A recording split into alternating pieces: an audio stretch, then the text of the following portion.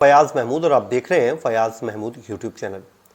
नाज़रीन, कोयटा में एक बड़ा ही अंदरनाक किस्म का वाक़या पेश आया है और उस वाक़े ने पूरे कोयटा शहर को नहीं बल्कि पूरे पाकिस्तान को हिलाकर रख दिया है।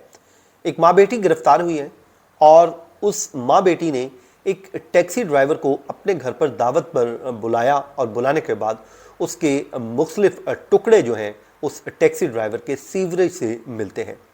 ये कंधा कत्ल था जिसको पुलिस ने सॉल्व किया। जब ये केस 28 दिन के बाद हल होता है, पुलिस इन मुल्ज़िमान तक पहुंचती है, तो उसके बाद लोग जो हैं आम जो है टैक्सी ड्राइवर के बजाय इन मुल्ज़िमान के साथ हमदर्दी रखते हैं। क्यों रखते हैं? क्योंकि इसमें इंकशाफ ऐसा अंधोनाक होता है, ऐसा लर्जा खेज़ इंकशाफात होते हैं कि इंसान जो है वो इबरत पकड़ने को हो जाता है। क्योंकि जब भी आप कोई गलत काम या गैर कानूनी काम करते हैं तो उसका नतीजा भी भयानक निकलता है, जो इस टैक्सी ड्राइवर के साथ हुआ। कोयटा का ये हज़ारा वाल, आपको पता है, आपका हज़ारा बरादरी वहाँ पर बहुत ज़्यादा क़याम पजीर है, उसका ये पूरा मामला है जो आज के हम इस वीलॉग में आपको पूरी कहानी बता देते हैं कि किस तरह इस अंधे कत्ल को पुलिस ने 28 दिन में हल कर। 11 जून को जी ये सबसे पहले उस वक्त मामला सामने आया जब 11 जून को कुछ बच्चे अपनी गली में खेल रहे थे और अचानक से सीवरेज के एक पाइप के पास उन्हें एक इंसानी हाथ दिखाई देता है। अब उस हाथ को देखते हैं और देखने के बाद वो वहाँ से डर जाते हैं और भागकर अपने पेरेंट्स के पास जाते हैं और पेरेंट्स को आकर बताते हैं। फिर पेरेंट्स वहाँ पर पहुँचते हैं और वो जब आकर देखते हैं तो वाकई वहाँ पर एक इंसानी हाथ पड़ा होता है। फौरी तौर पे पुलिस को आगाह किया जाता है और पुलिस अपनी क्राइम यूनिट्स और दीगर जितने भी उनके कानून नाफिज करने वाले इदारे हैं वो फौरी तौर पर उस फ़ोन कॉल पर, उस मौका पर, जाए वारदात पर पहुंच जाते हैं। अब पुलिस को पहला ये शक ये होता है कि हमें, क्योंकि एक सीवरेज के पास से ये हाथ मिला है, तो मुमकिन तौर पर इस पाइप के अंदर कुछ और भी हो सकता है, जिसका मतलब उन्होंने यही निकाला और वो उसमें बिल्कुल दुरुस्त साबित हुए।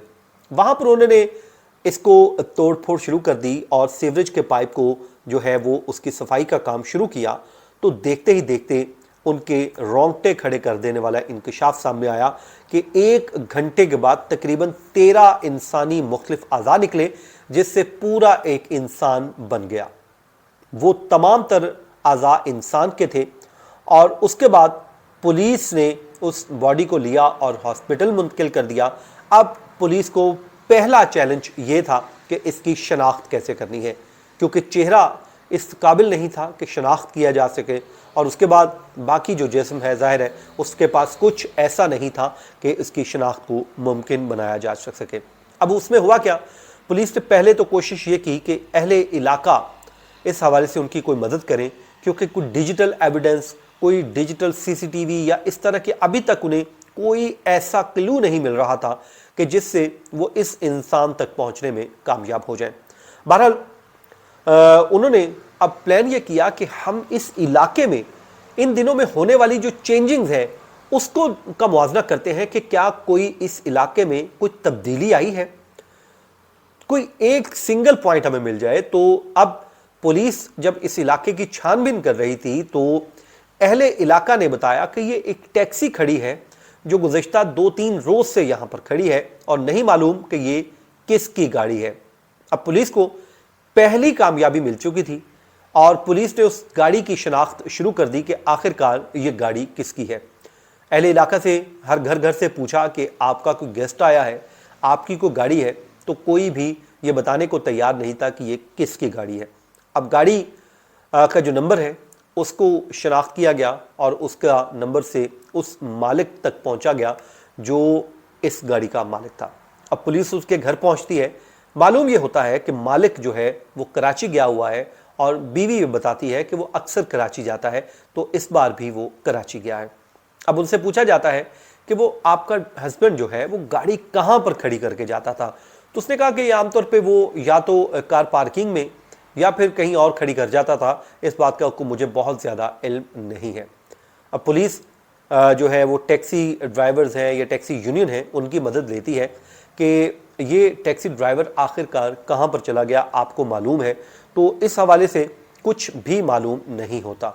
अब होता यह है कि जो लोग हैं वो पुलिस वाले उस खातून को, टैक्सी ड्राइवर की वाइफ को लेकर हॉस्पिटल पहुंचते हैं कि आप इस शख्स को शनाख्त कीजिए कि क्या यही आपके हस्बैंड तो नहीं।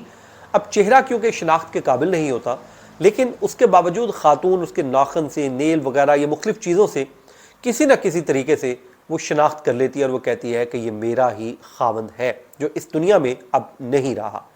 बहरहाल उसके बाद अब शनाख्त हो चुकी है कि ये शख्स कौन है, मरने वाले की शनाख्त हो जाती है। अब पुलिस ने उन कातिलों तक पहुंचना है कि जिन्होंने इसे मारा था और जो यहाँ पर कैसे ये अंधा केस हल करना था।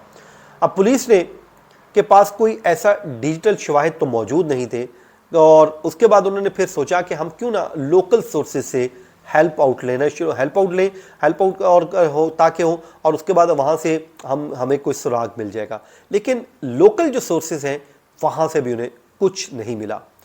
जो भी बंदा मिलता था वो ये कहता था कि ये बड़ा शरीफ आदमी है और जो है इसका तो कोई किसी के साथ दुश्मनी भी नहीं है, किसी के साथ कोई लड़ाई भी नहीं है।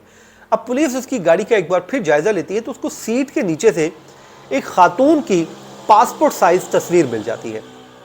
अब वो टैक्सी ड्राइवर के अहले खाना से पूछा जाता है कि ये खातून कौन है, तो फैमिली मानने से इनकार कर देती है कि ये हमारी कोई जानने वाली खातून नहीं है। अब पुलिस उस तस्वीर को लेके इलाके में जाती है और मुख्तलिफ लोगों से पूछती है, ख़वातीन एहलकारों का साथ लेती है, मुख्तलिफ ख़वातीन से पूछती है। मिलाखिर एक खातून बताती है कि जी ये फ़लाँ खातून है। लेट्स सपोज वो एक नाम ले देती है, वो कहती है जी फ़लाँ इसका नाम है और ये फ़लाँ खातून है। अब उस औरत के पास जाते हैं तो वो औरत कहती है कि देखें हमारे तो चेहरे एक जैसे हैं, तो ये मैं तो नहीं हूँ, मेरा नाम फ़लाँ है। अब वो अपना नाम और बताती है। अब पुलिस जो है चकरा कर रह जाती कि आखिरकार इस मसले को हमने हल कैसे करना है। बहरहाल पुलिस इसको इन्वेस्टिगेट करती रहती है, पुलिस के हाथ कुछ नहीं लग रहा और अभी तक वो पुलिस उस औरत के इनकार के बावजूद हिम्मत नहीं हारती और कोशिश कर रही है कि किसी भी तरीके से हम इसको पूछें। पुलिस एहलकार ये करते हैं कि फिर एक दिन अपनी ख़वातीन के साथ जो है एहलकारों के साथ वहाँ पर पहुँचते हैं और वो कहते हैं कि हम इस खातून पे ही शक करते हैं और इसको इंटेरोगेट कर लेते हैं। अब पुलिस को मालूम ये होता है कि इस घर में ये सिर्फ यही नहीं, इसकी बेटी भी रहती है और इसका हस्बैंड जो है वो इस्लामाबाद किसी काम से गया हुआ है। उसके बाद पुलिस इन दोनों को ले जाती है और ले जाकर बेटी को अलग और माँ को अलग से पूछताछ शुरू करती है। अब यहाँ पे पुलिस साइकोलॉजिकली अगला खेल खेलती है। बेटी को कहती है कि बेटा अब सब कुछ खत्म हो चुका है, आपकी माँ ने हमें सब कुछ बता दिया है, अब फ़ायदा नहीं है कि आप हमसे छुपाएं या न छुपाएं, फ़र्क नहीं पड़ता। वो कहते हैं कि जब चोर कुछ चोरी करता है तो उसके जहन में कहीं ना कहीं ये चीज़ तो होती है कि मैं पकड़ा न जाऊं। जब हमने उससे ये बात कही तो उसका चेहरे का रंग तब्दील होता है और वो फौरी तौर पे कहती है कि ये नहीं करना चाहिए था। यहाँ से स्टोरी सारी हमारे सामने खुलना शुरू हुई और उसके बाद हमने जो है उससे सारी तफसीलात ली और माँ बेटी को शामिल तफ्तीश कर लिया।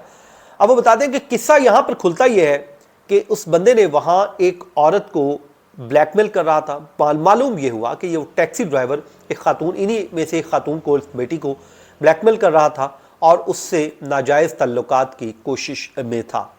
वो डिमांड उसकी बढ़ती जा रही थी और एक दिन माँ ने अपने शोहर को इस्लामाबाद रवाना किया और कहा कि वो कोई काम है तुम कराओ। पीछे से उस शख्स को दावत पर अपने घर खाने पर बुला लिया कि तुम हमारे घर आ जाओ, हमारे घर दावत है। और वो बताती है कि हमने उसे जूस में नींद की गोलियां खिला दी जब खाना खा चुके थे। उसके बाद सो गया, हम उसे मुक्के लाते मारती रही, वो नहीं उठा। अगले दिन जब उठा और उठकर अपने घर चला गया तो उस दिन फिर हमने उसे फ़ोन किया कि भाई आज भी घर पे कोई नहीं है, तुम आ जाओ हमारी और हम बैठेंगे, गपशप करेंगे, दावत है। वो फिर आ गया। अब उस दिन जब वो आया तो उस दिन उसे फिर कुछ 6-7 कहते हैं कि नींद की गोलियां खिला दी गई और वो सो गया। अब रात तकरीबन 12 बजे पुलिस ये बताती है कि उसका जो है इन्वेस्टिगेशन, उन्होंने उसको जो है ज़िबा करना शुरू कर दिया और उसके टुकड़े टुकड़े किए। और वो बताती है कि ये काम सरअंजाम देते हुए उन्हें सुबह का वक्त हो चुका था।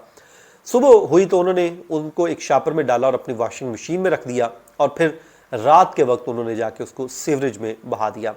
अब पुलिस के मुताबिक जो है ये हज़ारा टाउन की अहम केस साबित हुआ, जो अंधा कत्ल था जिसको इस पुलिस ने जो है वो बरामद किया, और न सिर्फ इसको हल किया और उसमें जाहिदा और फातिमा और बेटी शाजिया को गिरफ्तार किया। इसमें जो पुलिस एहलकार हैं Zuhaib Mohsin SSP serial crime investigation wing के हैं, और उसके अलावा इनकी जो पूरी टीम है इन्वेस्टिगेशन है, उन्होंने इस केस को इस आसानी के साथ 28 दिनों के अंदर हल कर लिया, और यूं ये केस अपने मंतकी अंजाम तक पहुंच गया। और उसके बाद उन्होंने अपना मजिस्ट्रेट के रूबरू जाके एतराफ़ जुर्म भी कर लिया है कि उनसे ये जुर्म हुआ है। लेकिन वो कहते हैं कि बुरे कामों का बुरा अंजाम, टैक्सी ड्राइवर को क्या ज़रूरत थी कि किसी को पहले अगर ब्लैकमेल किया, या फिर क्या ज़रूरत है कि आप किसी अननोन के घर यूं जा रहे हैं और आपको वो बुला रहा है और आप लालच है तो आप जा रहे हैं। तो खुदारा अपने आप को अपने तक महदूद रखिए ताकि अल्लाह ताला आप सबको अपने हिफ्ज़-ओ-मान में रखे। ये था जी आज का हमारा वीलॉग। अपनी दुआओं में याद रखिए। मुझे दीजिए इजाज़त। अल्लाह ने के बाद।